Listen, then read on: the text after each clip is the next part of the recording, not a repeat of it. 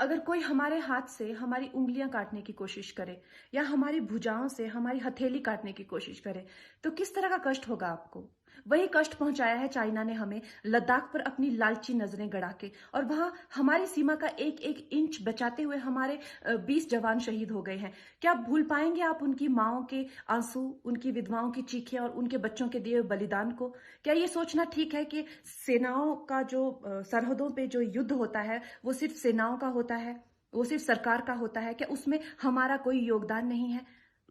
क्या हम भूल गए वो वक्त जब महात्मा गांधी जी ने कहा था अगर अंग्रेजों की रीढ़ तोड़नी है भारत में तो उनके बनाए हुए हर उत्पादन का बहिष्कार करना पड़ेगा?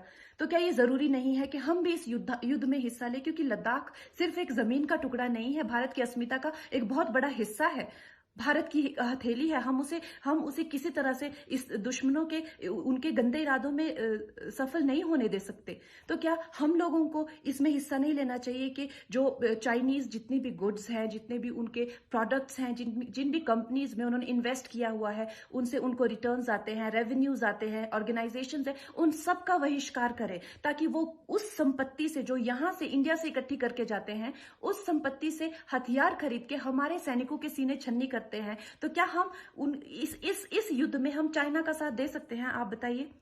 ये क्या हमारा कर्तव्य नहीं है कि हम अपनी सेनाओं का और अपने सरकार का साथ दें?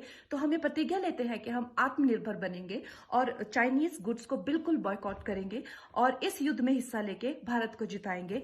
जय हिंद।